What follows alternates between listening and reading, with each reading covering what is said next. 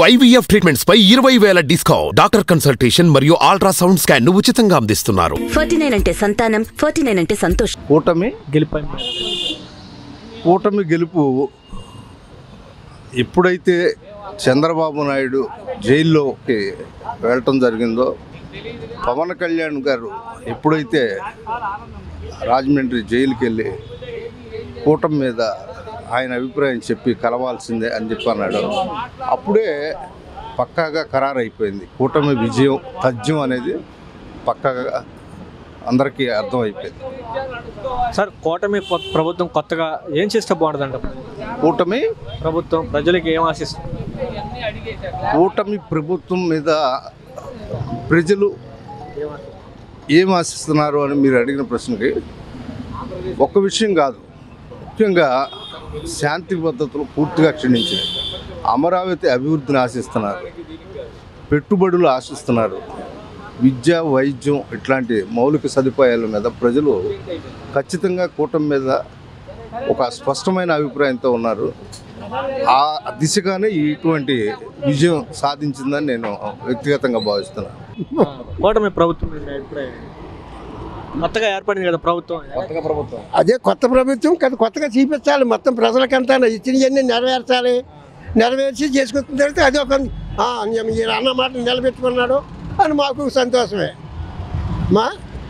మాట మీద మొత్తం అందరి మీద అన్నాడు, చక్కగా పర్వాలేదు, మాట మీద నిలబడ్డాడు. ఏదేమైనా అది అందరం సంతోషిస్తాం. అంటే పవన్ కళ్యాణ్ దగ్గర నుంచి చేపిస్తాం అవన్నీ చూస్తున్నాం కదా, చేపిస్తే మంచిదే కదా. మనం దాని గురించి చేపించాడు, ఇంకా సంతోషం, మెచ్చుకుంటారు. అవునా? ఇప్పుడు నువ్వు రూపాయి ఇచ్చిందానికి నేను 10 రూపాయలు ఇంకొక 5 రూపాయలు వేసాను అనుకో, ఇంకా మెచ్చుకుంటారు మనుషులు, అది నిన్ను చూస్తారు. సార్, జగన్ ఓటమి కారణాలు ఏం చెప్పలేము. జగన్కి ఓటమి కారణం అంటే ఏం చెప్పగలుగుతాము? ఏమీ చేయలేము అసలేని. అంత పైన ఉన్నవాడే చూడాలి మనకి, మన వల్ల కాదు. నువ్వు చేసింది ఇప్పుడు ఇంత శాంతంగా మీరు వచ్చి నేను చెప్తాను, నేను అంటున్నాను. ఎవరి కడుపులో ఏముందో ఎవరని చెప్పలేము. జగన్ అంటే ఇది వరకు చేశాడు, చేయలేదని చెప్పేసి అన్నాడు. అందరూ సక్రంగా చేసుకొచ్చాడు. లేట్కి వచ్చింది అన్నప్పటికి ఎలా జరిగింది ఏంట్రా అని చెప్పేసి అనుకున్నారు. అదంతా మనకేం తెలుసు, ఆ దేవుడికే తేలాలి. మనం ఏమని ఇప్పుడు నేను వెళ్తాను, ఇంటికి వెళ్తానో వెళ్దాం, నేను ఇప్పుడు ఇంటికి వెళ్తాను, కూరగాయలు తీసుకుని ఇంటికి వెళ్తానో వెళ్ళను, నాకు గ్యారెంటీ ఉందా? మరి అది చేసుకొచ్చాను. కొత్త ప్రభుత్వం ఏర్పడింది, ఏం చూస్తున్నారు జనాలు? కొత్త ప్రభుత్వం ఏర్పడింది, మా అందరికి బాగానే ఉంది. అంతకుముందు అసలు బాగుండేది కాదు, ఆటో ఎక్కేవాళ్ళు కాదు. ఇప్పుడు కొంచెం పర్లేదు, బాగానే ఉంటుంది. ఆటో వాళ్ళకి మట్టి బాగుంది ఈ ప్రభుత్వం, ఆటో వాళ్ళకి మట్టి బాగానే ఉంది. అది అన్ని రంగాలకు బాగుంటుంది. ఆటో అనే కాదు, వ్యాపారం చేసుకునే వాళ్ళకి కానీ ఎవరికైనా సరే బాగుంటుంది. పోయిన ప్రభుత్వంలో మేము 500 తోలడానికి కష్టపడేవాళ్ళం, అలాంటిది ఇప్పుడు 1000 రూపాయలు 800 అలా తోలుకుంటున్నాం. పిల్లం పిల్లగానే పోషించుకుంటున్నాం ఇవాళ. అది అంతే. మరి ఉచితంగా ఆర్టీసీ ప్రయాణం చేసినా కూడా సందుల్లోకి రావు కదా బస్సులు. అలా సందుల్లోకి వాళ్ళు మాకు ఫోన్లు అలా చేసుకొని పిలిపించుకునే వాళ్ళు ఉంటారు, వెళ్ళొచ్చు. అలా బాగుంటుంది. అంటే లైన్ బస్సులు పెట్టుకుంటాడో, సిటీ బస్సులు పెట్టుకుంటాడో. సిటీ సెంటర్లోకి వెళ్తే కానీ లైన్లో రోడ్లోకి సందుల్లోకి రావు కదా. ఆ సందుల్లో ఉండే ముసలోళ్ళు ముత్తుకోళ్ళు ఉంటారు, వాళ్ళు ఇంటి దాకా రావు కదా బస్సులు. అలా వచ్చేస్తాయి, మాకు వచ్చేస్తాయి ఎకరాలు, మాకు వచ్చే రూపాయలు మాకు వస్తాయి. బస్సులు పెట్టుకున్నా కూడా ఆయన చేసే పనులు మంచి పనులు బాగానే ఉన్నాయి. అది చెత్త పన్ను తగ్గించాడు, తీసేసాడు, పూర్తిగా ఎత్తేసాడు. రేపు కరెంటు బిల్లు తగ్గిస్తాడు. అది ముసలికి వృద్ధాపించినంటే పెంచాడు, అవి ఇస్తాడు. జగన్ కన్నా ఎక్కువ పరిపాలన బాగానే ఉంటుంది. అది కొత్త ప్రభుత్వం ఏం ఆశిస్తున్నారు జనాలు? కొత్త ప్రభుత్వం ఏం ఆశిస్తున్నారు జనాలు? ఆశించే మనం అభివృద్ధి చెందితే అయ్యే వస్తాయి. ఆయన ఇవ్వాల్సిన అవసరం లేదు. మేము రోడ్డు మీద తిరిగి ఎవరిని బతిలాడుకోకుండా మేము తోలుకుంటాం. జగన్ ఏంటి 1500 వేస్తున్నాడు, 15,000 వేస్తున్నాడు, 10,000 వేస్తున్నాడు. వాటి కోసం ఎదురు చూసుకుంటూ ఇంట్లో పండుకుంటున్నారు. ఇప్పుడు అలా కాదు, ఆయన అభివృద్ధి చేస్తాడు. చంద్రబాబు గారు అది ఆయన అభివృద్ధి చేస్తే బంగారులాగా మాకు అన్ని రంగాలు వస్తాయి కాబట్టి మాకు రూపాయి వచ్చింది. సార్, కొత్త ప్రభుత్వం ఏర్పడింది, ప్రభుత్వం నుంచి ఎలాంటి ఆశిస్తున్నారు? కూటమి ప్రభుత్వం నుంచి ఏమో సార్, మనం మామూలుగా మనకు వచ్చేది ఏం లేదు. రిటైర్డ్ ఎంప్లాయీ, మాకేం ఎలిజిబుల్ లేదు. మరి ఆయన చేస్తే ప్రజలు కూడా మెచ్చుకుంటారు. ఇప్పుడు ప్రజలు వచ్చే చంద్రబాబు నాయుడు వస్తే ప్రజలు చేస్తే ఆయన కూడా ఓకే అనుకుంటారు. చేయకపోతే ప్రజలు ఏమంటారు, మళ్ళా తిరగబడతారు. అది అంటే గతంలో చూస్తుంటారు చంద్రబాబు నాయుడు, నేను మారిన చంద్రబాబు నాయుడు చూపిస్తాను జనాన్ని. ఖచ్చితంగా మారుతాడు. ఎందుకంటే ఈసారి మంచి మెజార్టీ వచ్చింది కాబట్టి తప్పకుండా మారుతాడు. ఆయన పథకాలు కూడా అన్నీ చేయగలుగుతాడని నమ్మకం. సార్ ఇప్పుడు చూసారు కదా, జగన్ గారు ఇచ్చిన సంక్షేమం కంటే చంద్రబాబు నాయుడు ఇచ్చిన సంక్షేమం మేనిఫెస్టో మాత్రం ఎక్కువగా ఉంది. ఈ రెండు అభివృద్ధి సంక్షేమం రెండు సాధ్యం. ఖచ్చితంగా గతంలో జరిగింది అదే, ఇప్పుడు జరగబోయేది అదే. జగన్మోహన్ రెడ్డి గారు కేవలం సంక్షేమం అని చెప్పి డబ్బులు పంపించడం జరిగింది, కానీ చంద్రబాబు నాయుడు గారు అభివృద్ధి సంక్షేమం రెండింటిని కూడా దృష్టిలో పెట్టుకొని ఆయన వివిధ ప్రణాళికలు రూపొందించారు. ఖచ్చితంగా వాటికి అమలు చేసి తీరుతారు. కూటమి ప్రభుత్వం ఏర్పడింది, ఎలా ఉండబోతుంది? ఎలా ఉండబోతుంది అని అంటే, మొన్న జగన్ గారు పరిపాలన చేసినప్పుడు ఏం జరిగింది?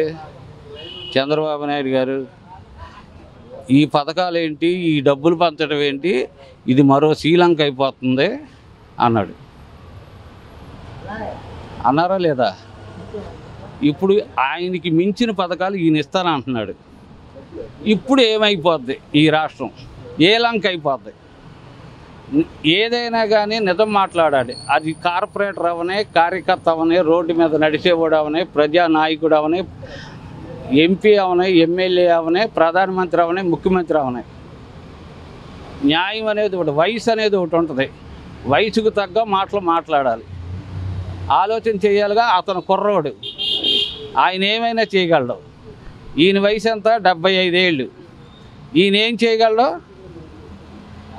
మాట వరుసకి నీకు పదవి లేదనే ఉద్దేశంతో నీవు శ్రీలంక అయిపోతే, ఒక ముఖ్యమంత్రి పదవి ఆశించి ఈ 75 ఏళ్ల వయసులో ఒక జైల్లోకి వెళ్ళి వచ్చిన మనిషి మీద నువ్వు 70 మంది ఎమ్మెల్యేలు గెలిచాడు. ఒక జైల్లోకి వెళ్ళి వచ్చిన మనిషి మీద నువ్వు నిలబడి ఆయనకి 70 సీట్లు గెలిపించావు. తర్వాత సినిమా ఏమైంది? 51కి వెళ్ళింది. అంటే నీ పరిపాలన ఎంత విధి విధానాలకు విరుద్ధంగా ఉందో ఆలోచించుకోమను. అందుకేగా ఆయనకి 51 ఇచ్చారు.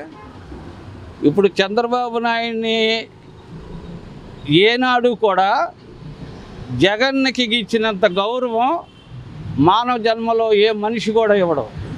ఆడు ఇచ్చాడే అంటే అది మానవ జన్మకే అవమానకరమైన విషయం. జగన్ అన్నాళ్ళు పేద ప్రజలకి చేసిన పనులు ఏ రాష్ట్రంలో ఎక్కడా కూడా ఎనీ రాష్ట్రం ఈయన్ని చూసి కొద్దిగా మనసు మార్చుకున్న ముఖ్యమంత్రులు చాలామంది ఉన్నారు. అదే జరుగుతుంది. ఇప్పుడు ఈయన వచ్చాడు, 3 గ్యాస్ బండ్లు ఇస్తారంటున్నాడు. మొన్న ఒక్క 1500 ఇస్తారన్నాడు. ఇప్పుడు 4 పిల్లలు ఉంటే 4 1500 ఇస్తారంట, 15,000. ఇప్పుడు ఇంట్లో వీళ్ళకి 50,000కి 50 ఏళ్ళకే పింఛన్ ఇస్తారంట. ఎన్ని సంవత్సరాలకి ఇస్తానన్నాడు పింఛను? 50 సంవత్సరాలకే పింఛన్ ఇస్తారంట. బస్సులు ఫ్రీ అంట. ఇవన్నీ ఇప్పుడు పథకాలు డబల్ అయిపోయినాయి. ఈ చంద్రబాబు నాయుడు ఏమన్నాడు? మన జగన్ వివరించి చెప్పాడు, ఇక్కడికే నాకు సినిమా కాలిపోతుంది, నువ్వు ఇస్తానన్నవి ఇస్తే దీనికి డబలో నేనే అల్లాడిపోతున్నాను, నువ్వేమైపోతావో ఇక దేవుడే కాపాడాలి, నువ్వు గెలిస్తే మాత్రం అని కొండ బద్దలు కొట్టినట్టు ప్రజానీకానికి తెలియపరిచాడు. ఆ తర్వాత ప్రజల అదృష్టం. ఎంతకన్నా నేను ఎక్కువ మాట్లాడాను. సార్ 151 సీట్లు ఇచ్చిన జగన్మోహన్ రెడ్డి 10 సీట్లు పరిమితం అయిపోవడం, అది ప్రజల అదృష్టం. అది ప్రజల అదృష్టం. అది ప్రజల అదృష్టం. ఎందుకని?